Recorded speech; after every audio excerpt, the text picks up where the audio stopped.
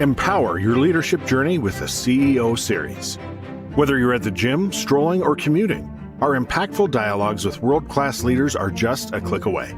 Immerse yourself in the minds of visionaries shaping today's most influential companies and innovations. It's not just an interview. It's a masterclass in leadership. Don't miss out. Available on Apple Podcasts, Spotify, and major streaming platforms.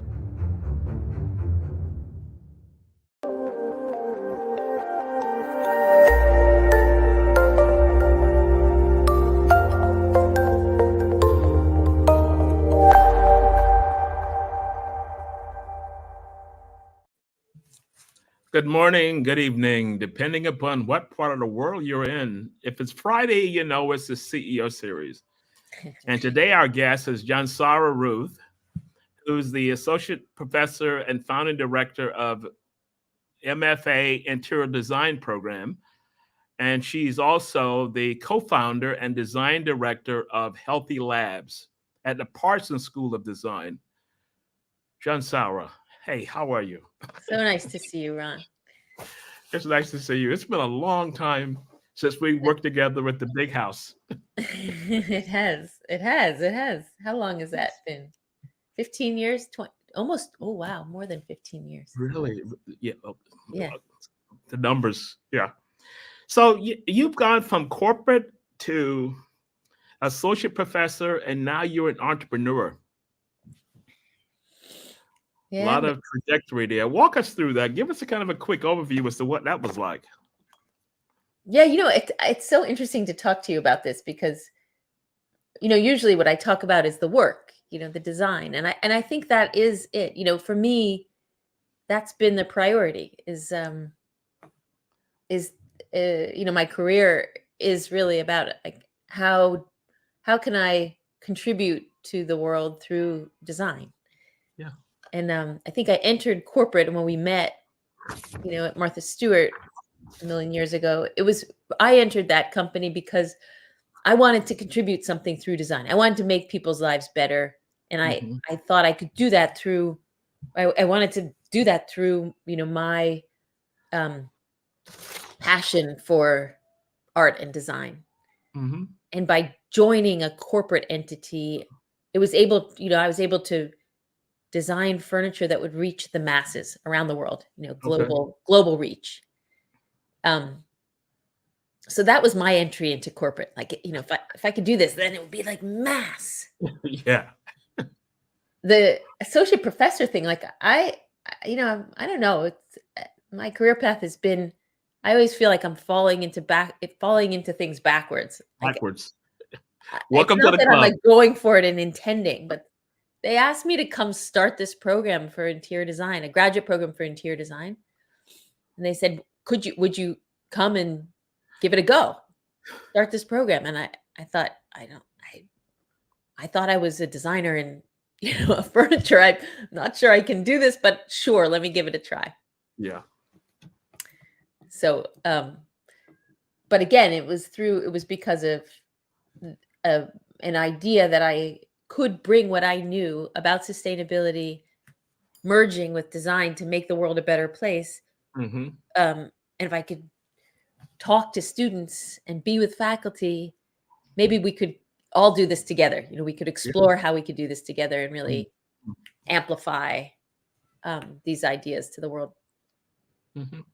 So was that a major transformation from corporate coming into going back to your roots in design? Because now it was not so much about a client and marketability, but it was now about nourishing that next level of talent. Yeah. Yeah, in some ways it was different. But I always tend to see the similarities rather than the differences. Okay. I don't know. Like, at MSO, we were working in teams. You have to work well together in a team. And everyone has a different role to play. And I think that's the same in an academic culture. When I stepped into that role at Parsons, I was directing a brand new program. And the I was charged with making a vision for that program. Mm. But then I had to cultivate people to come along with me on that vision. Okay. Because if they didn't agree with me, the whole thing was not going to work out. Yeah. So I had to cultivate faculty who were going to teach in the program, and I cultivate students who would enroll in the program and learn from the program. And so my role was really to kind of ignite and some ideas that people could really be curious about and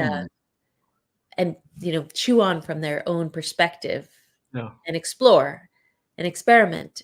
And my role is to encourage that and to support it as best as I could, and to convene and cultivate this group of people to do this thing. So I think it wasn't terribly different. I mean, the structure is totally different in corporate, obviously, like much, much tighter. And then, there's financial baselines that we all have to hit all the time. Yeah. In academia, there's knowledge levels we have to hit. There's different kinds of levels we have to hit. But that convening of people and collaborating with people is consistent, maybe. Yeah. So you had two audiences. You had the students and you had the professors or faculty, and to coalesce all of those into heading toward a vision. Where did those skills come from? Or just kind of, you just got in there and said, you know what, I can do this, and it just kind of morphed on from there? Yeah, that's a good question. I mean, I definitely think that I cultivated some of those skills in the corporate experiences that I had. Learning how to have a voice in a big room of, a boardroom or a conference room of people. My role there was always to advocate for the design vision that we had for a collection, say, of furniture, to say, this is the way we think it should go, even if it was counter to the way other people thought it should go.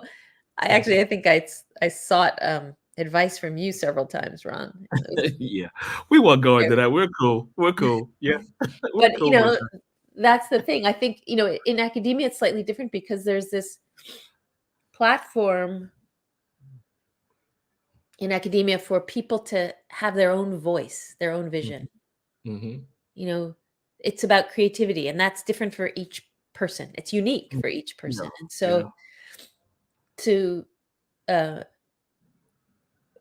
kind of, I think my role is really to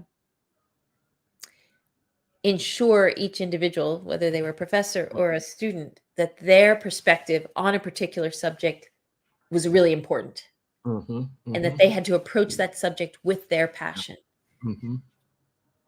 If I came across a faculty member who was interviewing to work in the program who didn't seem to have the passion about that, or was too confident, maybe like, oh yeah, I can do that. Yeah. And didn't show that kind of curiosity or question of like how they might explore it, but instead they thought that they could already solve it. I thought they weren't quite the right fit for our program. Okay. Yeah.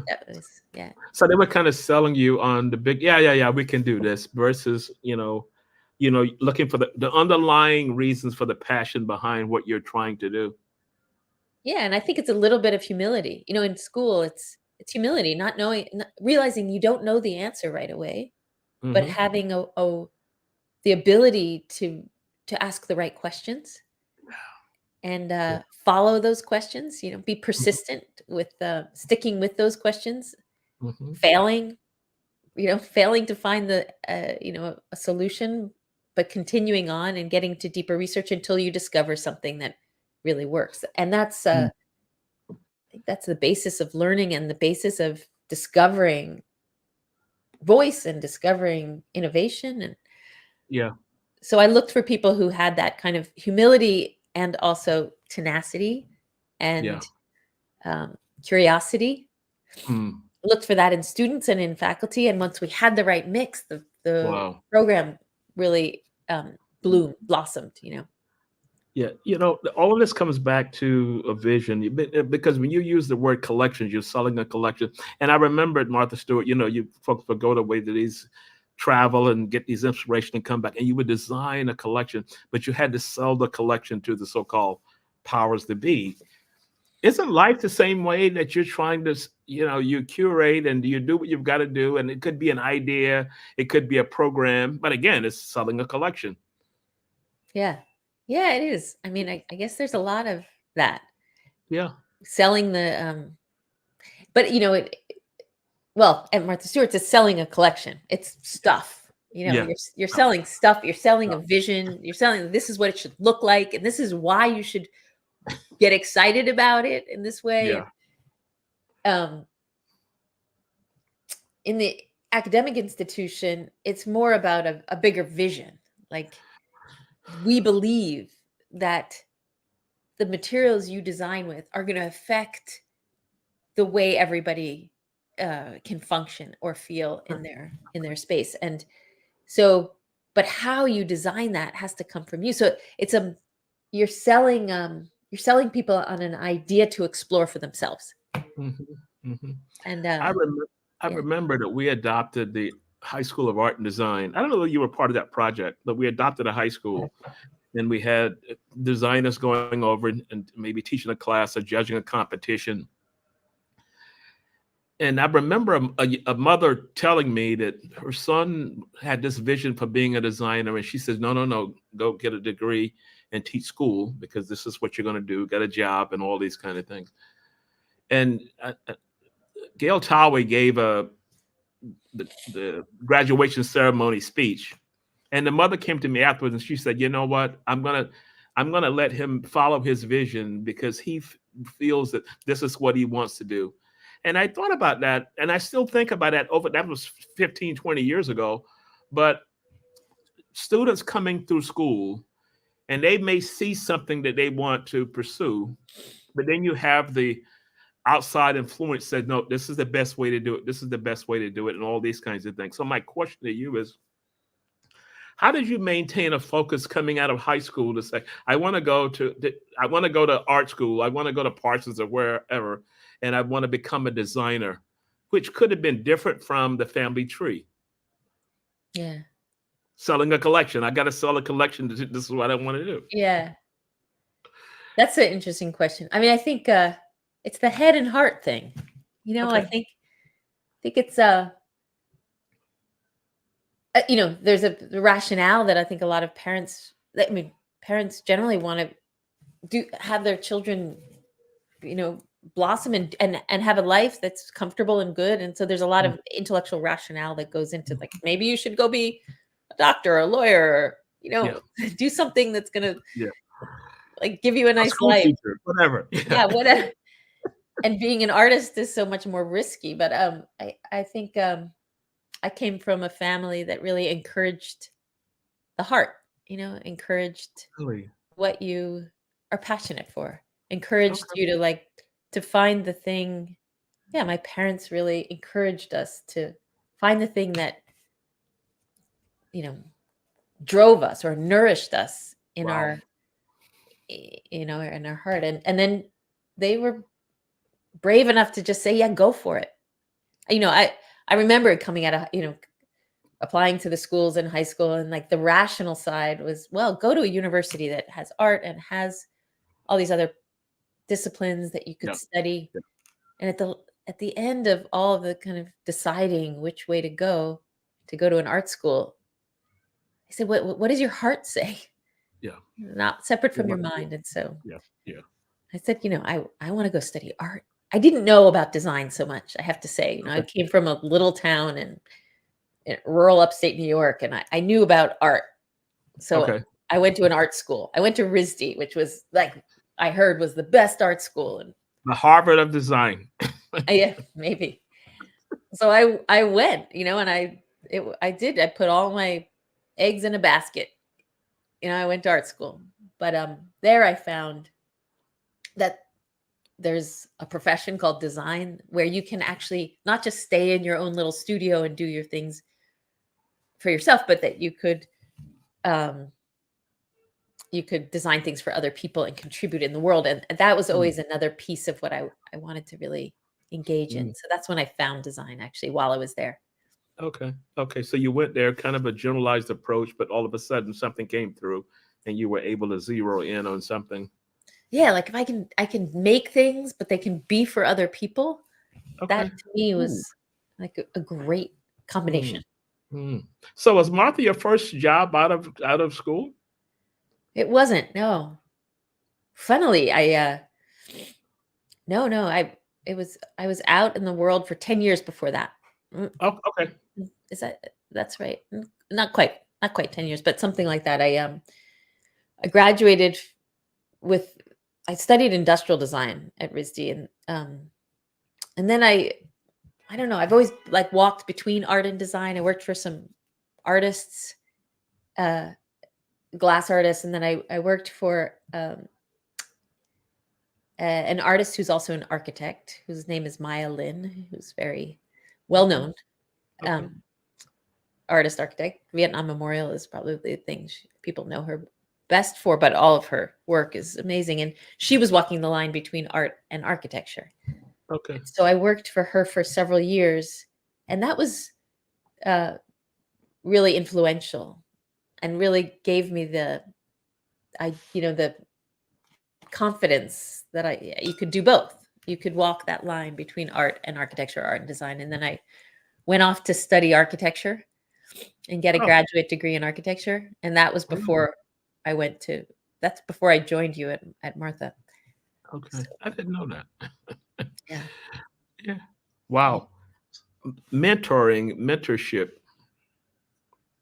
is that important for someone that's trying to find themselves, that you can latch onto someone and someone kind of, I don't want to say guide you through it, but go through a process to cause you to think about more than what you're just the destination is? Being a mentor? Yeah, I think so. I mean, I think people I don't know. I mean, for me, definitely it has. The people that I've met. I mean, I always wonder what that means. Like I've had students who say, "Will you be my mentor?" And I'm saying like, um, I can talk to you. I don't know what that means exactly. I've definitely had teachers in my life and like, employers or people I work for who felt like people that I've learned a lot from. Is that Mhm. what we mean by mentor? What do you mean by mentor? I, I look at mentor as just building a relationship with someone. If they are struggling, it's a coffee conversation. It's not that this mentor is this, be all, know it all, and just guiding everything through. Because mentorship, from my side, is about asking questions. What are you feeling? How are you thinking about what the next step is? What are your thoughts on this? It's consistently asking questions. Yeah. Yeah. Yeah. Yeah. So I think I'm not sure that I had a mentor in that way, Hmm. but I definitely have had teachers. I have, if I think about that question, a few people come to mind that Hmm. Okay. have made an indelible mark in the way that I think or perceive Hmm. myself or have been able to overcome the doubts of my Yeah. own and given me the courage to just move forward in the way Yeah. that I find is right. And so, there were a couple teachers in undergraduate, Kina Lusky or Alfred DeCredico, who really encouraged me to um, find my own path and Mm. have the courage of my own voice Yeah. and uh, not think that there was one right way. And Hmm. those are great lessons, Yeah. and that encouraged me along the line. So those were teachers. Hmm. And like I said with Maya, that she was confident enough to follow two paths. I'm going to be an architect and an artist, and I'm going to Yeah. do it in my own time. Yeah. And I'm going to I'm going to do my career in the way that I want to, not the way that Mm. someone Mm. else spelled it out. Yeah. So that gave me the courage to do the same. Yeah. Yeah. You mentioned about finding your voice, and in the so-called corporate world, there's a lot of imposter syndrome. And you see people that's at the top of the pyramid. You think they got it all going on, but inside there's something else that's bubbling up. Do you find that in design, you're trying to sell a collection, whatever it could be, that imposter syndrome could also kind of come in, and you're not confident about what you're going to present, and you're looking for a stamp of approval or whatever? Yeah. Yeah, totally. I mean, doesn't that always, Yeah. like it's like constant, that feeling of like, yeah. But I think it diminishes over time. I think it was during that time, maybe it was you or one of your colleagues at MSO told me like about this book called, and I don't think I ever got the book. I just always remembered the title. It might have been Maggie, called Feel the Fear and Do It Anyway.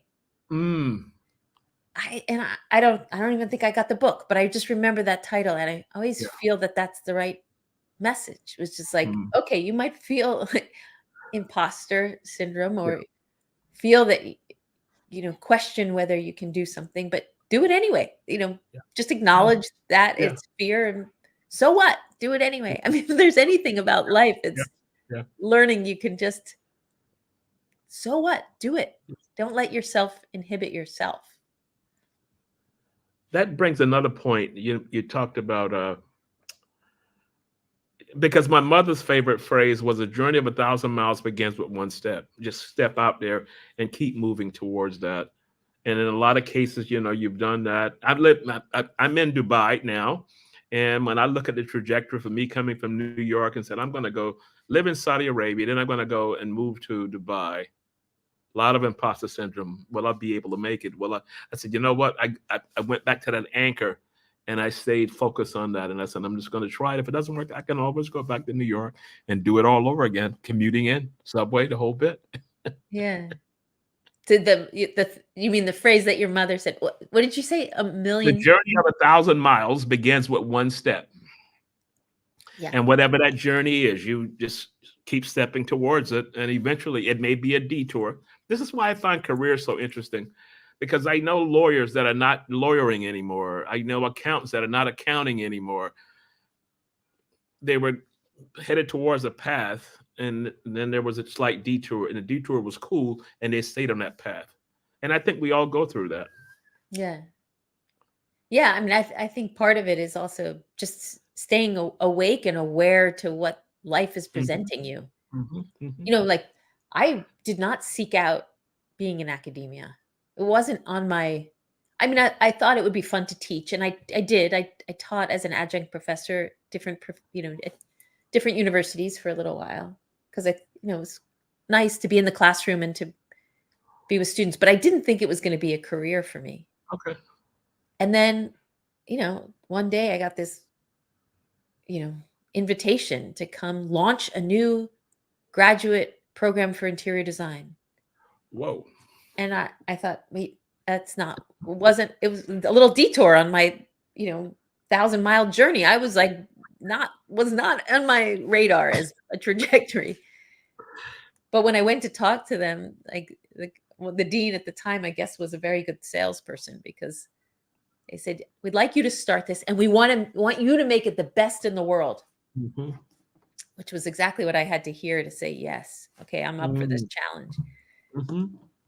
But I think some of the best things that have happened in my career are kind of the detour. I guess that's where I was getting at. Yeah, the detours. But if you're not, if you have the, what are those things called that the horses wear? Those blinders? Yeah, the blinders or whatever it's called. Yeah. Like if you have those on too tight and you don't see those detours, then some of those things those experiences or those opportunities won't happen. So isn't it a balance? Like, how do you stay persistent, but also see the opportunity that are in the sidelines? Well, the metaphor I always use for that is the snake. But let me walk you through this, because the snake has bad vision. A snake can't really see. And when they stick their tongue out, they're sensing what's happening outside. And I've always kind of figured that's how life is. You got to always look. You can be headed towards something, but you have to always look to see what's over here, and you keep moving, and you kind of go from there. That's the Ron Thomas version of life. That's nice. I like that. The snake. So let me ask you this. The professor that came to you and says, I choose you. Of everyone, I'm just using this. Of everyone else here, I choose you to start this program. What do you think he saw of all the other people he could possibly have propositioned that to.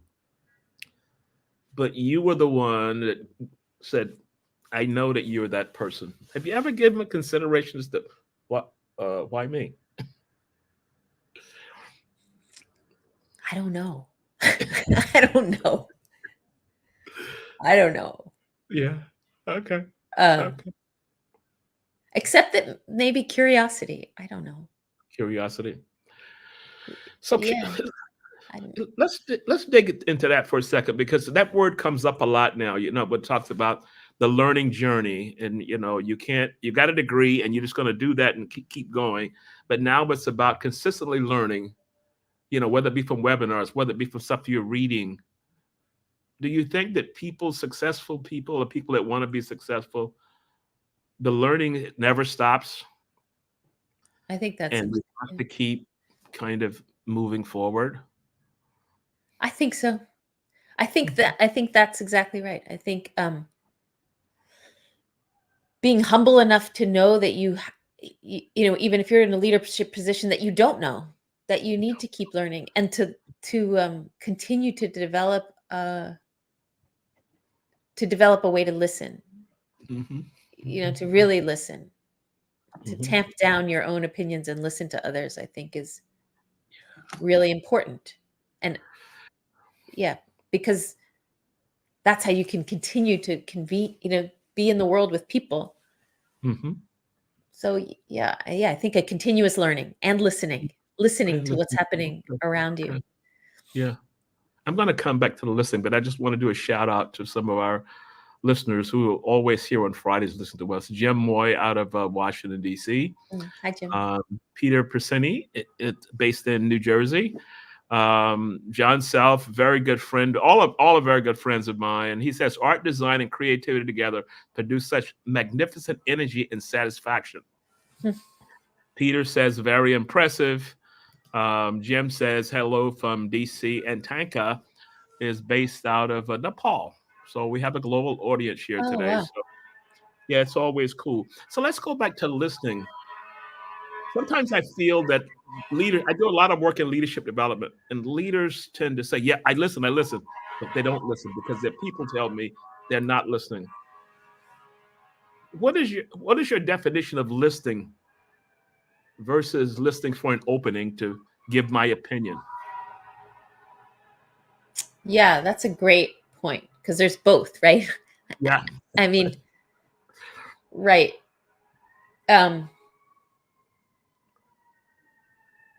Sometimes I take notes a lot in meetings as a way to help me listen. Always. Yeah. It's a way of like hearing it and then writing it down and saying, this is what they're saying. And to try to respond to that rather than to give your own opinion without context of the conversation. And I think that is, sometimes I feel that's always unfortunate when you're in a meeting and someone's giving their opinion without hearing what the context is of the conversation going along. And I think it's unfortunate because it's much less effective in terms of moving an idea forward or moving a project forward. So anyway, so finding the space to say your voice is so much less effective than hearing what's happening and responding with your perspective. That's a great question, because it's subtle, right? From the outside, it's subtle. You still hear somebody say what they're saying, but it's the way that they're saying it, and if it's contextual or not. And to me, it's always about building collaboration, building collaborative thinking around an idea, because I don't know, maybe to your mother's analogy, maybe starts with 1,000-mile journey. Like, you build collaboration, you might take 3 steps forward instead of 1. But when you think about this collaboration piece, and if someone, came to you and said, I want you to build this program, or I'm coming back and I've got, okay, if I build a program, I've got 2 audiences, faculty, I've got 2 students. Where did that skill to be collaborative come from? Because this is a key point in leadership development programs. You teach people how to collaborate. You teach people how to just shut up and listen and understand exactly what they're saying. And you respond to that in some way, as opposed to just hankering to get your 2 cents in. Where did that come from? How did you learn that collaborative skill? Was it just there sitting, waiting to come out? Yeah, that's a great question that I think I have to ponder that for a while. Yeah. I'm not sure Okay. where that, but I know that I like people. Okay. I like being with people, and maybe it is, I don't know. Again, at MSO, I think you led a workshop for us. I did. Where we had to really think about our childhood. It was strange because we were sitting in a conference room, this fancy conference room. Yeah. Everyone's all dressed professional. It's when we all dressed professionally before COVID. And everyone's sitting around and very impressive people around the table. And then now everybody's asked, the question was, how was conflict resolved in your household when you were a child? Uh-huh. Yep. And I thought, flashbacks I'm getting. I was like, wait, that's very personal. We're in this professional setting. What does that have to do with anything? But it was very revealing. Mm-hmm. Because I think in some people's experience, conflict was avoided. Yeah. Mm-hmm. It wasn't dealt with. Mm-hmm. And for those of us who had a lot of talking in our childhood, there was a lot of processing. Yeah. I think we were more comfortable in those relationships with people where you disagree, and it's okay to disagree. And then you move through that and you come through to an idea that's more collaborative, and then you can move forward together. Mm-hmm. So I don't know. Does it come from that, Ron? You're the expert in this. Well, see, it's a learning journey from childhood. I was telling someone the other day, the first job I had was in a barbershop, and I was in 8th grade. And I went there every day, and I learned to cut hair, and I eventually got a barber, but sitting there listening to people and just listening to who was full of hot air and listening to who was of reason, that would sit and listen and maybe would offer 2 words, but it was powerful. And I think as a child coming up, we see these situations inside of our homes or whatever we're exposed to. And I was like a sponge from birth. And that sponge comes back to curiosity, always watching things. That was my side. What was yours? Yeah. Yeah, that's great. Yeah. I think the listening, I don't know, as you're saying that, then I'm thinking about events in my childhood where we had to just shut up and listen a lot. We had a lot of, in our family, there was a lot of processing, a lot of talking about things, events of the day, and troubling things and exciting things, whatever. But there were many events that we went to, whether they were musical concerts or we went to a lot of talks of people who were important, who had something to say. And as children, we had to be quiet and listen. Yeah. And we were told that these people have something really important to say, and you should listen. And I think that practice, I guess it's a practice, even though as a child it's hard. Yeah. But to say that, there are people in the world who have something to say that's very important, and maybe more important than the thoughts that are going through your mind right now. So listen. And I think that's maybe that was important. But I think also I have to say there's another piece of it for me, which I don't know, maybe is something that is propels, which is I was different from a lot of the people that I went to school with. I went to school in a small rural upstate New York town, and my family had moved there. I mean, I started when I was young, but my family came from cities, and we were in a small upstate New York town. And so my relatives were all in the cities and kind of cosmopolitan. Yeah. But the kids in my class. What? No, I say then you're here. Yeah, and the kids in my class, their families were all like, in agriculture or small town, the generations of being, and so I felt different for many different reasons. I just always felt like an outsider, and I had to figure out how to relate, navigate, find friends, relate when I felt so kind of different from them. And I think that also helps listen. It helps cultivate a way to like listen and find your place. Yeah. It's otherness, I guess. Yeah. My reference for my growing up was I grew up in a town at that time had 3 traffic lights. 3. And one of those was a flashing light, which didn't count. That's all we had. We only had a flashing light. Yeah, flashing light. Yeah. So that was it. But you know what? The learnings from that little small place, it kind of something sits there. And and as you move out into the world doing things and all of those things you draw from coming back, but my mother said is what you was just talking about, your family, going to listen to people talking, concerts, all those things. I think all of those are building blocks for if we listen to what's happening. That's my version of it. Right. Then you have to make a choice to actually listen. Yeah. Make the choice to actually listen. Yeah. Okay. Yeah. Right. So let's walk through from your side, significant challenges you faced when you were starting your career. What would be 1 or 2 significant challenges you faced and you were kind of at the detour sign? Do I go right, left, or straight through and continue on with this?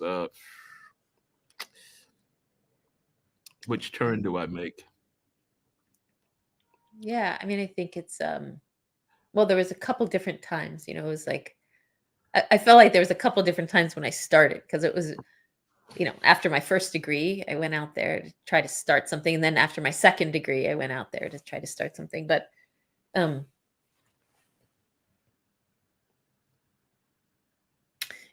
I was young, it was really about, I thought I could do anything. I thought, I'm game. Yeah. Just hire me. I can do anything. Yeah. And that kind of like a generalization was not very interesting to anybody. So, it's the marketing of oneself that you have to figure out. But I what is your expertise? How do you, and I think, for me, again, I think all of the greatest opportunities I had were the detours. Were like, here's somebody, it's also the network. Here's somebody who knows somebody. Why don't you have a conversation? Yeah. And you go into a conversation, and then, I had an ability to converse with people.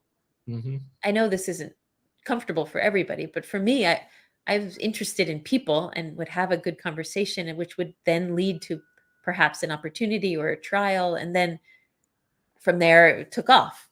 Yeah. And then the skills kind of came later in a way. Okay. I see a lot of students trying to sell themselves with their skills. Yeah. And, I guess if you're applying to a job, for example, that's a blind application process, where you send a resume and you send a portfolio, and then you expect somebody to just find your brilliance through those 2 things. Yeah. It's very hard. It's very hard. Yeah. Well, no, go ahead. Finish that thought. No. That's all. So that I think it's, for me, and it's always been about meeting, finding that connection with a person that has led to opportunity. And the challenge for me was trying to sell myself without the opportunity to meet somebody, sell myself blindly. Yeah. John Self mentioned, he says, I have been detoured as of multiple times, detour, in walking that through. So I wanted to ask a question. As a professor of design, and you wear all of these multiple hats, what would you say is your leadership style? You were able to bring one group, and kind of like an orchestra leader, manage those groups to whatever the bigger picture was. How would you describe your leadership style? I think collaborative is the word that comes to mind most. Okay. That I think collaborative and maintaining curiosity and listening. Like and we've talked about these things, but I think I value. Well, I'm thinking about the team that I co-lead now, and I just value everybody's opinion, and it doesn't matter. Like if their task might be mundane. Their task might be, this is the person who does the expense reports and make sure, but that person has life experience that's so valuable and that's so different from everyone else, that life experience they have, I invite them to bring that to the team too. They might have the best idea for fundraising. That's right. They might have the best idea for how we communicate a certain idea. And so giving everyone the platform to contribute and do the job they have to do, but contribute to the greater picture of what we're trying to achieve. I think is really important, whether it's a student or a faculty member or an administrator, that we're on this ship together. We're trying to move an idea forward, whether it was trying to start a new program, a new way of thinking about interior design for the world. Everybody, if that's our mission, everybody should be invited to contribute, and that we can, as a collective, we can move it forward, ask the right questions. Because you never know. I mean, it's always about asking the right question. To ignite the right conversation or like a way forward that is empowering. And you don't know who has that. Everybody has the potential to have those, inspiring ideas. I saw an interview on CNBC, and they asked the CEO about his R&D department. How many people do you have working in R&D? I think that was the question. I'm paraphrasing. And he says 1,200. And they said, how could you have 1,200 people working in R&D and you have a relatively small company? He says, everyone in every job is in R&D. If you can figure out a way to do it better, let us know, bring it forward. And that's the culture I wanted to create. And I'm like, whoa. Because that question could have been asked to another CEO. They would have said, we have 10 people there, head of R&Ds, vice president, all of these 10 people. In other words, those are the brains of the company. Everyone else here just works here. Yeah. And that's exactly what you're saying. Yeah. Yeah, I think that's totally true. And I think that the diversity of perspectives is can be very powerful. So bringing in a diverse team together, to whether it's faculty and students or a team in our design research lab, diversity is very important diversity design in every way is very important, because the differing perspectives, I think, is really generative. Yeah. I found, actually, Yeah. Cool. So tell us about Salty Labs. Salty Labs is my small design firm that I run. And we really exist. I mean, it's very small. It's myself and a group of people that convene around each. Doesn't matter. The process. So it's a design consultancy, a design group where we experiment with these ideas through design and the design of furniture, the design of interiors, the design of buildings, the design of temporary exhibitions or installations. But it's the freedom to start with a question and an idea and pursue it through design, and also to activate or challenge this idea of bringing art and design together. For me, art, design, culture, society together. So I approach design at Salty Labs with a kind of a perspective of an artist to achieve. Yeah. So, I mean, that's very general. I don't know if I could get specific, but that's okay. That's okay.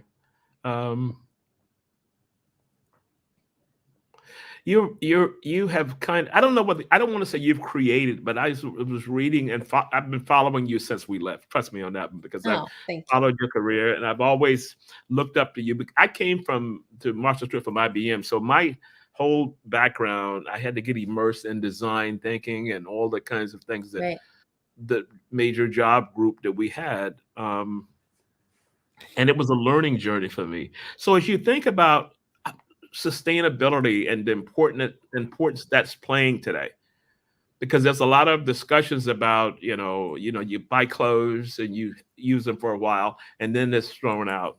And so the sustainability project, where did that come from? Because you're moving into something now that's really, really being talked about, that people are concerned about it. Yeah. How did that come about? How did it come about? Or what drove it? Yes. Sorry? I said, or what drove the whole passion to sustainability? Yeah, I mean, I think it's kind of a backwards and forwards thing for me. But, one of the things that the reason I landed at Martha Stewart, the reason that I really wanted to join that team was because I really like the idea of contributing design that's excellent, that is accessible, affordable to as many people as possible. And so when I was offered the position to design this new furniture line that had never been out, and design it with the Martha Stewart name, and it's distributed globally, that was very exciting, because I felt like maybe I can make some beautiful things that everybody can afford and have. When I started traveling to the factories where that was all made, which is mostly in Asia, all over Asia, Southeast Asia, I saw the people who were making the stuff that I was designing. So I'm here in New York in this office, and focused on the way it looks and focused on the way it's going to go together. And then I go and see how it's being made, and see the people who are actually making it. And then see the kinds of finishes that they're putting on. And then see, like, they're exposed, like whatever I say that should be made of, these people in the factory are exposed to those materials, those paints, those finishes, everything that we've specified, they're exposed to while they're making this stuff. And I got this like sickening thing in my stomach. Oh my goodness. We're making this mass-produced furniture that requires durability and all these performance characteristics that require these kind of toxic finishes, and the people in the factory are exposed to them. That is not fair. That's not fair. Wow.